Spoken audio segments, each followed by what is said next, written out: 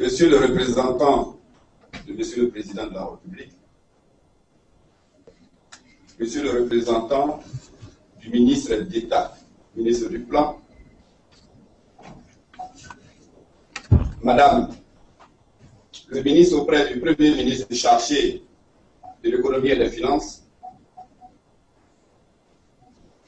Monsieur Mamadou Sangafoua Koulibaly, ministre de l'Agriculture, Madame Margarita Louis-Dreyfus, président du conseil de surveillance de Louis-Dreyfus Holding, Monsieur Serge Choël, directeur général de Louis-Dreyfus Commodities, Monsieur Denis Faya, directeur régional Afrique de l'Ouest et directeur général de Louis-Dreyfus Commodities, distinguée délégation de Louis-Dreyfus Commodities, Mesdames et Messieurs les partenaires au développement, Mesdames et Messieurs les partenaires techniques et financiers, honorables invités, chers amis de la presse, Mesdames et Messieurs. Je voudrais vous souhaiter la bienvenue à cette cérémonie d'accord cadre de partenariat public-privé entre l'État de Côte d'Ivoire et Louis-Dreyfus Holding. Cet accord a pour objet la définition des engagements et la précision des conditionnalités nécessaires à la signature prochaine d'une convention de partenariat public-privé pour l'attribution de zones de production de riz dans la région nord de la Côte d'Ivoire. En cet instant déterminant, je voudrais, au nom de Monsieur le ministre de l'Agriculture, saluer la présence hautement distinguée de Madame Margarita Louis-Dreyfus, présidente du conseil de surveillance de Louis-Dreyfus Holding. Merci Madame la Présidente de donner une envergure solennelle et historique à cette cérémonie par l'éminence de votre présence. Mesdames et Messieurs, je voudrais vous demander de saluer avec les applaudissements nourris la présence très distinguée de Madame Margarita Louis-Dreyfus.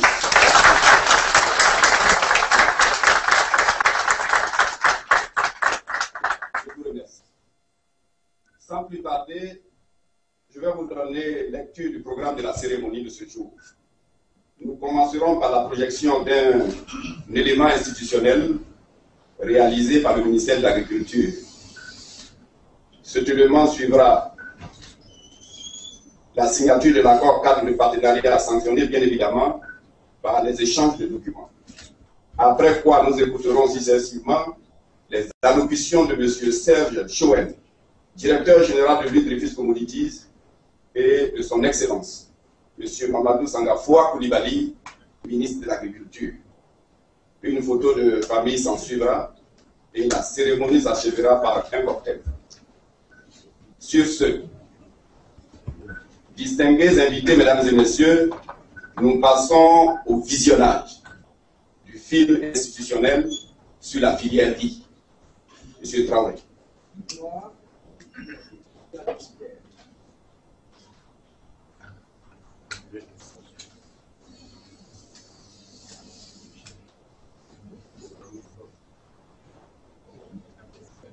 Le riz en Côte d'Ivoire. L'agriculture constitue le moteur du développement économique et social de la Côte d'Ivoire par sa contribution au PIB et à la création d'emplois. La croissance démographique et l'urbanisation rapide de la Côte d'Ivoire s'accompagne d'une forte consommation de denrées alimentaires. Le riz, de par ses avantages économiques et qualités culinaires, occupe une part importante dans les habitudes alimentaires avec une progression annuelle de 6%. Conscient de cette situation, l'agriculture a toujours été pour le gouvernement ivoirien un des maillons essentiels de la politique agricole de la Côte d'Ivoire. Au lendemain des indépendances, l'État de Côte d'Ivoire a adopté une politique interventionniste et volontariste de développement sur l'ensemble de la chaîne de valeur du riz à travers la sauderie. Cette politique a permis d'atteindre une autosuffisance en riz en 1976. Les mesures d'ajustement qui ont suivi cette époque ont obligé l'État de Côte d'Ivoire à se désengager progressivement de tous les secteurs de production, dont le riz, avec la dissolution de la sauderie. Le développement du secteur riz a été confié à plusieurs structures pour lesquelles le riz n'était pas la spéculation principale. La production a évolué en dents de scie en créant un déficit entre l'offre et la demande. À partir de 1996, des investissements publics ont été réalisés dans des aménagements hydro-agricoles à travers le programme national riz PNR pour augmenter la production de riz. Ces efforts de relance de la production, bien qu'importants, n'ont pu inverser la tendance à cause de la non prise en compte de l'ensemble de la chaîne des valeurs et un cadre institutionnel et juridique inapproprié. Tirant les conséquences des précédentes politiques, l'État a mis en place en 2010 l'Office national de développement de la riziculture, ONDR, pour concevoir et proposer des orientations en matière de politique rizicole en vue d'une autosuffisance en riz. La filière riz locale se caractérise aujourd'hui par des exploitations de petite taille, des rendements faibles, des pratiques et la gestion des ressources naturelles non optimales, une faible mécanisation et valorisation de la production, un système de commercialisation informel et déficient et un cadre institutionnel et juridique non adapté. Et pourtant, le pays regorge d'atouts naturels qui peuvent permettre un meilleur développement de la production locale.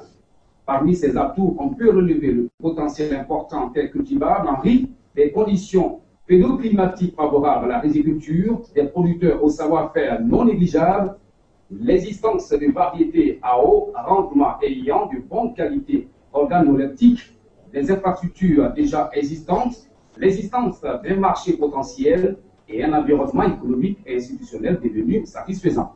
La demande intérieure sans cesse croissante de riz pour une population estimée à 22 400 000 habitants a atteint le seuil de 1 500 000 tonnes de riz blanchi en 2010 pour une production nationale d'environ 800 000 tonnes. Pour combler ce déficit, la Côte d'Ivoire a recours à des importations massives. Seulement, la trop forte dépendance vis-à-vis de l'extérieur expose la Côte d'Ivoire à un risque d'insécurité alimentaire. La crise alimentaire mondiale de 2008, pour ne citer que celle-là, en est la parfaite illustration. Compte tenu des enjeux que représente le riz au niveau social, économique et alimentaire de la Côte d'Ivoire, le gouvernement a adopté, lors de la session du Conseil des ministres du 15 février 2012, la stratégie nationale de développement de la filière riz 2012 et 2020, dont l'objectif est de satisfaire, à partir de 2016, l'ensemble des besoins de consommation nationale en riz de bonne qualité, compétitive et accessible aux ménages ivoiriens avec une production locale d'1 900 000 tonnes de riz blanchi.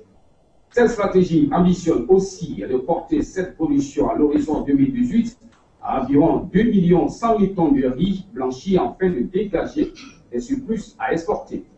La SNDR, pilotée par l'Office national de développement de la riziculture, se décline en deux axes stratégiques qui permettent de prendre en compte l'ensemble des éléments de la chaîne des valeurs du riz.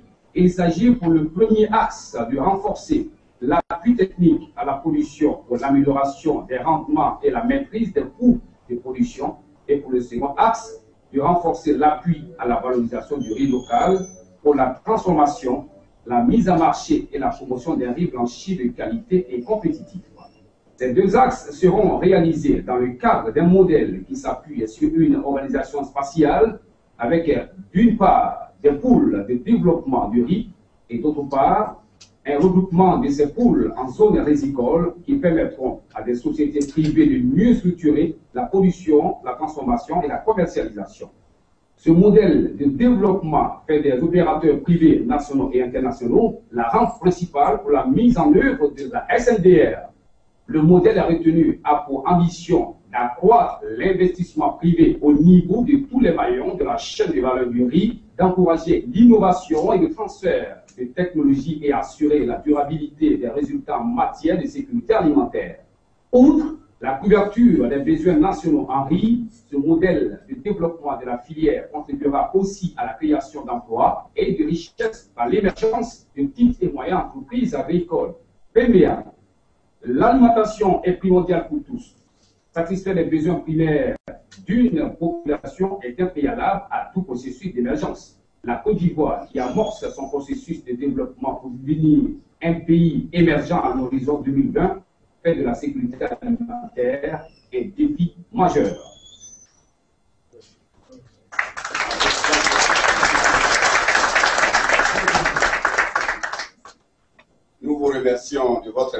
attention pour ce film qui nous aura permis de cerner certaines réalités de la filière liée en Côte d'Ivoire.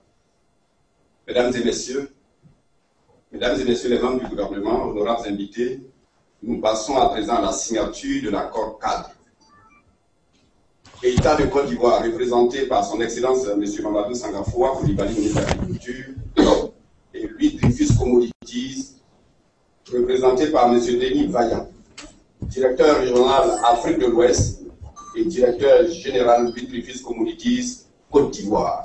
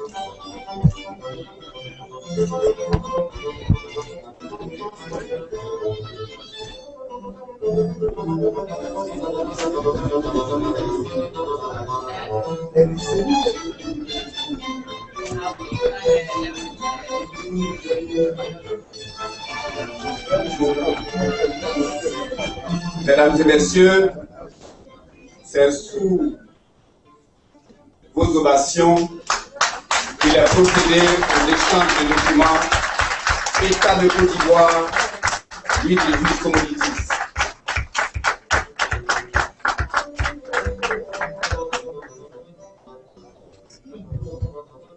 Je vous remercie.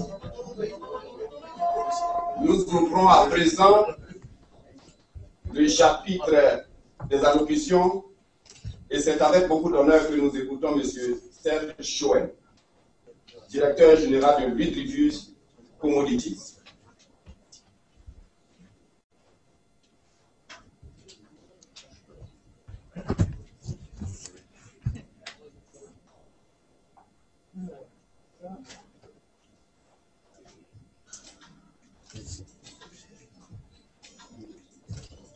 Bonjour à tous, merci pour la petite musique.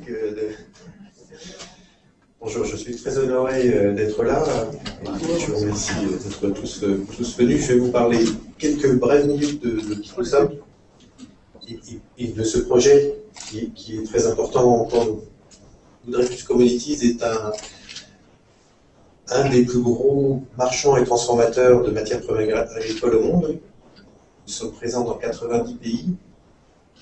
Le leader mondial du coton, du riz d'ailleurs, parmi les leaders du jus d'orange, des oléagineux, du blé, du maïs. Donc, un très grand acteur mondial qui a comme particularité de vouloir accompagner le développement des pays dans lequel il est. Celui qui est le plus symbolique, c'est un pays dans lequel nous sommes installés il y a un siècle, c'est le Brésil. Le Brésil que nous avons accompagné pendant des années dans son essor et qui aujourd'hui est progressivement la première superpuissance agricole au monde. Et c'est ce genre de projet que nous avons et le vœu que nous souhaitons faire pour l'Afrique en général et pour la Côte d'Ivoire en particulier. Aujourd'hui, vous savez, la Côte d'Ivoire importe effectivement beaucoup de riz, c'est toute une dépendance. On peut s'attendre face au défi de l'humanité à ce que les prix des matières premières s'affermissent plutôt que se réduisent. Donc il faut se préparer à ça. C'est assez normal. On a un monde qui va à peu près doubler sa demande de matières premières agricoles. Donc il va y avoir un peu de tension. Donc il va falloir que le monde agricole investisse beaucoup pour pouvoir lui doubler sa production. Et là, il existe des pays qui ont ce qu'on appelle des latitudes bénies, un climat, un environnement béni, dont la Côte d'Ivoire. Et pour nous qui avons une vision mondiale, c'est essentiel que la Côte d'Ivoire investisse dans sa production agricole et devienne effectivement autosuffisante, mais même exportatrice. Donc ça commence, c'est quelque chose qui prendra du temps, qui nécessitera la combinaison des efforts des acteurs privés comme nous et des États. Et nous saluons le volontarisme de l'État ivoirien sous le leadership du président Ouattara. C'est un projet qui devrait être suivi d'autres, j'espère, pour vous donner une idée de ce que ça représente. C'est un projet qui ambitionne de faire passer la production de paddy dans cette région d'une centaine de milliers de tonnes à 400 000 tonnes. Donc on parle presque d'un quadruplement de la production, avec comme moyen des investissements dans l'irrigation, dans la viabilisation, mais aussi dans les techniques. Dans les techniques, il faut doubler la productivité des terres existantes et doubler les surfaces cultivées.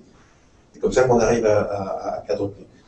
Ce sera ensuite du paddy qu'il faudra traiter. Donc il y a un projet d'investissement d'une usine, une rizerie, transformer le paddy en riz blanc, en espérant promouvoir ensuite une marque et un seau de riz de Côte d'Ivoire.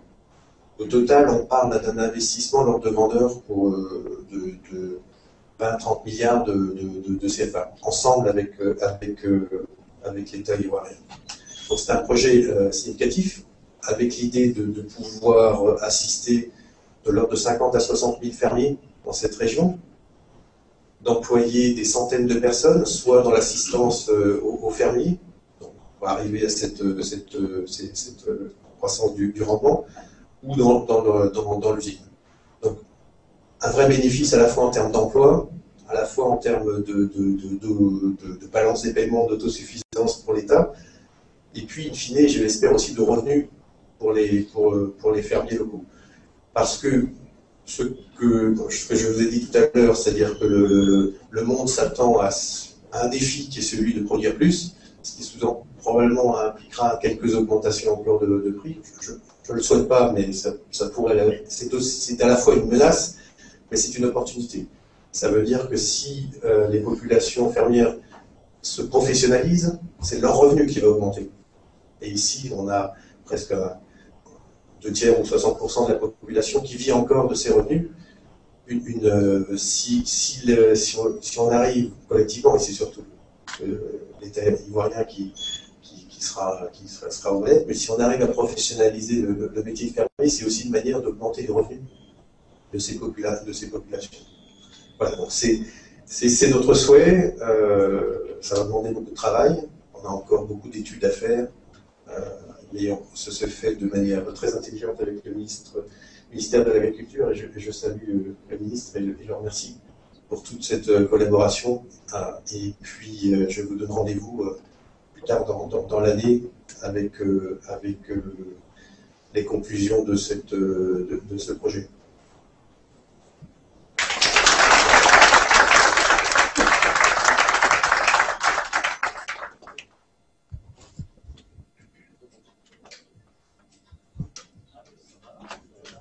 Merci, Monsieur le Directeur Général, pour la pertinence de votre intervention. Le moment est arrivé pour nous d'écouter le premier concepteur de l'agriculture ivoirienne, son Excellence M. Mamadou Sangafoua Coulibaly, ministre de l'Agriculture, avec vos applaudissements dus à son rang.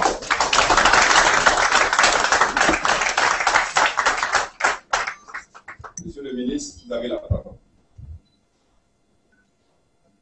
Madame la ministre de l'Économie et des Finances, auprès du Premier ministre, le représentant du Premier ministre à cette cérémonie. Monsieur le conseiller technique du président de la République à l'agriculture, Monsieur le représentant du ministre d'État, ministre du Plan, Madame la présidente du groupe Lutte de Refuse, je voudrais vous saluer et saluer votre présence.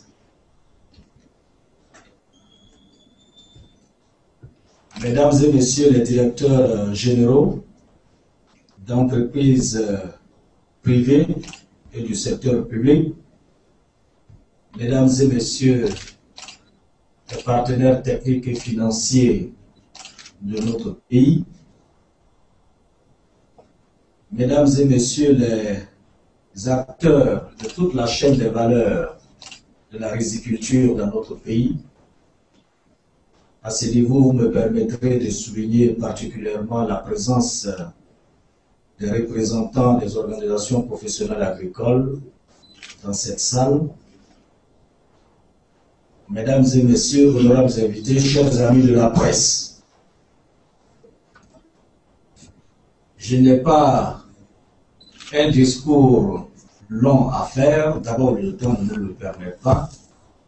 Ensuite, la projection du film institutionnel a déjà donné la quintessence de mon discours. Il a d'ailleurs été justement bien complété par la locution du représentant de Lutte de Refuse. Je voudrais simplement rappeler que nous sommes ici ce matin suite à une audience accordée par son Excellence le Président de la République à Madame Margarita Lutte de Refuse à Paris en marge du groupe consultatif.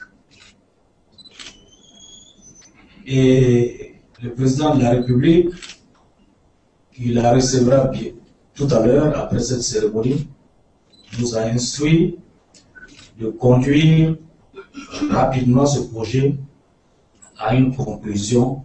Et la conclusion ce matin, c'est que les deux parties veulent marquer leur volonté de relever le défi de la sécurité alimentaire, particulièrement en ce qui concerne la consommation du riz. En ce qui concerne le groupe Lutte de Refuse, je ne vais pas revenir sur sa présentation. Je crois que ça a été bien fait par le représentant de Lutte de Refuse lui-même.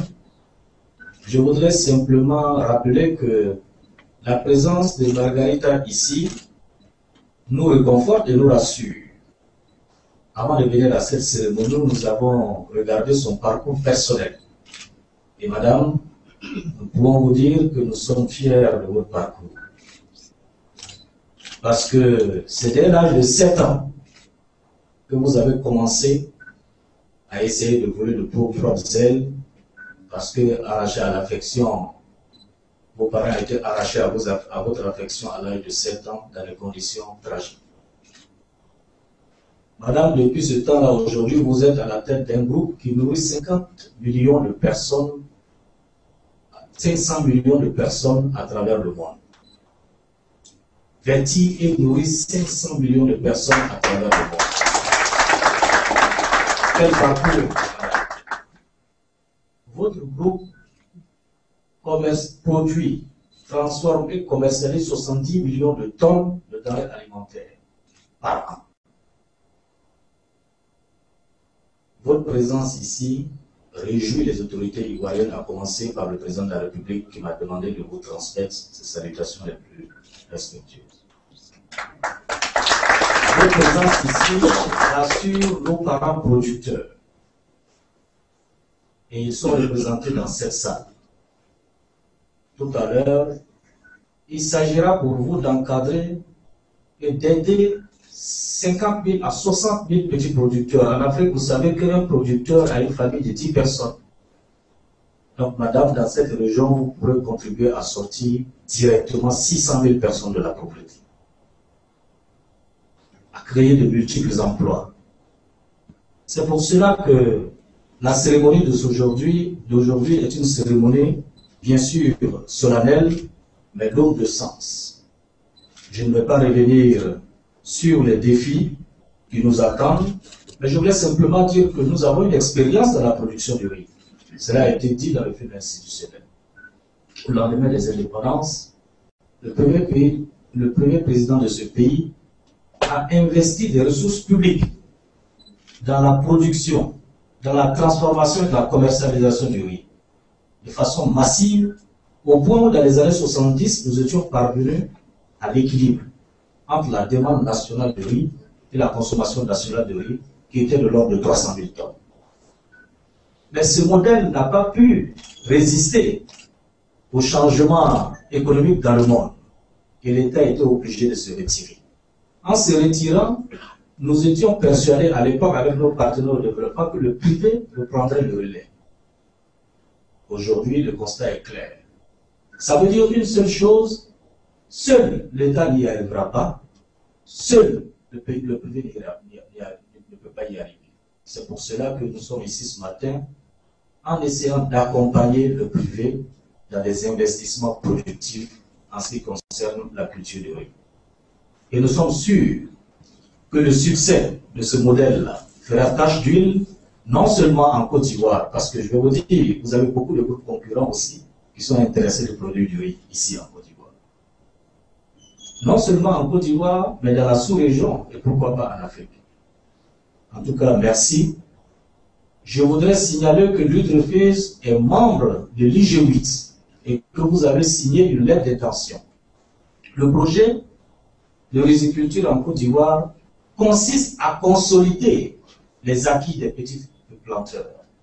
Et c'est la philosophie même de l'UDREFIS.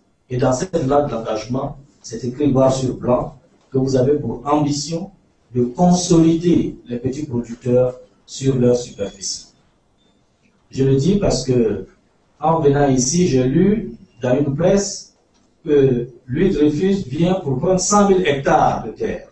Je crois qu'ils ont confondu les hectares avec le tonnage de production. Parce que je sais que l'unité que vous allez installer pourra blanchir pour 100 000 tonnes de riz blanchi.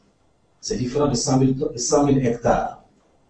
Ensuite, c'est très clair, l'UDREFIS est la structure qui a le plus épousé le modèle de production de la SNDR. C'est pour cela que vous êtes les premiers avec lesquels nous signons cet accord cadre. Donc je voudrais m'arrêter là pour dire merci aux uns aux autres et souhaiter, comme cela a été dit, qu'au sortir d'ici, nous puissions presser nos pas afin qu'en septembre prochain, on puisse poser la première pierre de l'unité de transformation de l'UDREFIS dans la région qui a été citée. Je vous remercie.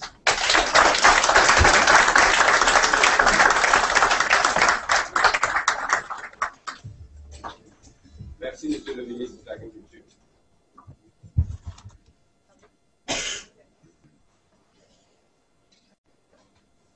Madame le conseiller technique, Monsieur le ministre de l'Agriculture vous a instruit. Je vous invite.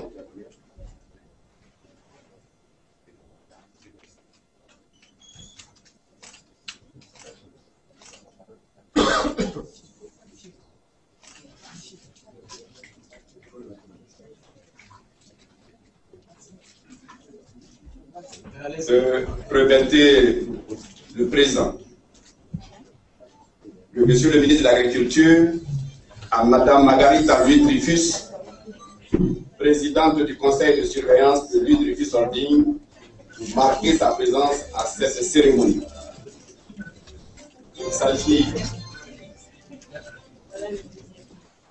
Il s'agit d'un pôle décoratif inspiré de la culture à Caen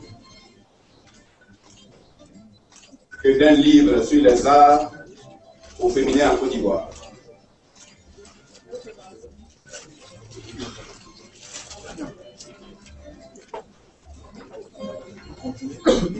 La deuxième personnalité à recevoir le président de Monsieur le ministre de l'Agriculture est Monsieur Mehdi El Glaoui, président du conseil de surveillance de l'UDREFIS Commodities.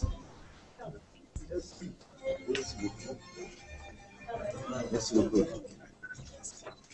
Il s'agit d'un ensemble de jeux à Wallet, scrutés dans du bois tech avec une forme animale, la tortue, qui symbolise la stabilité financière. Le président est également accompagné d'un livre sur la Côte d'Ivoire d'aujourd'hui. La troisième personnalité est M. Serge Choen, directeur général de Louis Dreyfus Commodities.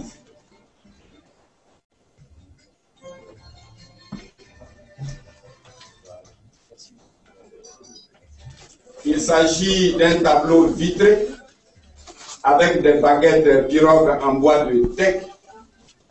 Ces statuettes en forme de pirogue symbolisent la joie, la sérénité, accompagné également d'un livre sur les lagunes de Côte d'Ivoire. Bonne ovation, s'il vous plaît.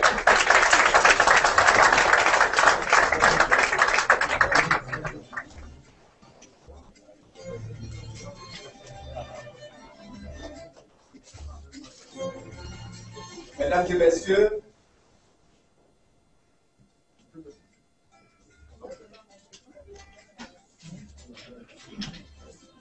Madame Margarita Louis Dreyfus, président du holding Louis Dreyfus, leur remettre un présent à Monsieur le ministre de l'Agriculture.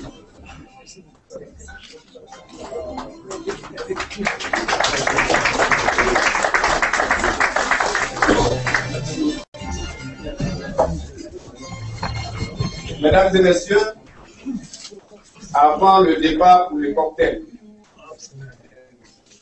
pour lequel je vous souhaite un bon rafraîchissement, nous allons fixer l'événement pour la postérité. Et je m'en vais appeler les personnalités suivantes pour la photo de famille. J'invite donc le protocole à bien vouloir les conduire sur le lieu indiqué. Pour le compte des organisations professionnelles, FENARICI, ANARICI, Union des coopératives du Nord, SOPAGRI, Jeux d'Assis,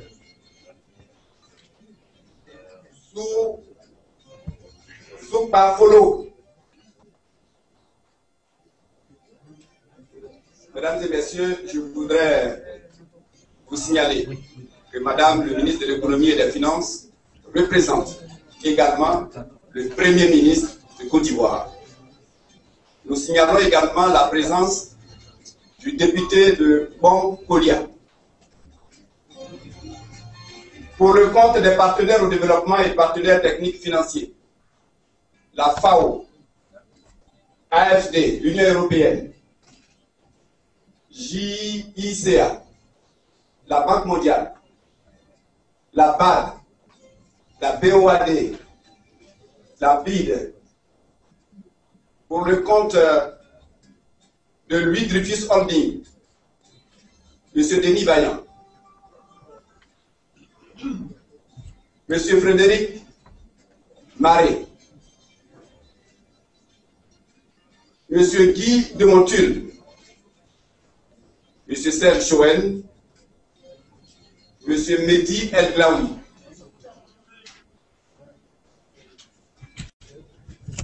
Pour le compte de l'ONDR, M. le directeur général, M. Damele Yakouba.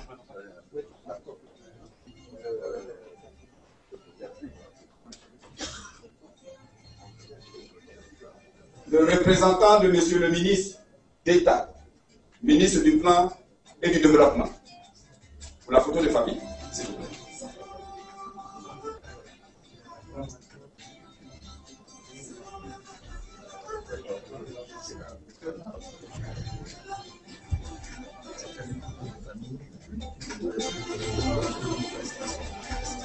Madame le ministre de l'Économie et des Finances, représentant Monsieur le Premier ministre. Sur le lien indiqué. Non, on a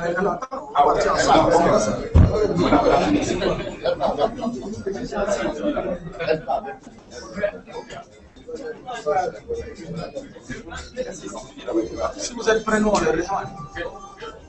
Donc, Madame le ministre de l'Économie et des Finances, Monsieur le ministre de l'Agriculture et Madame Margarita Vidricius.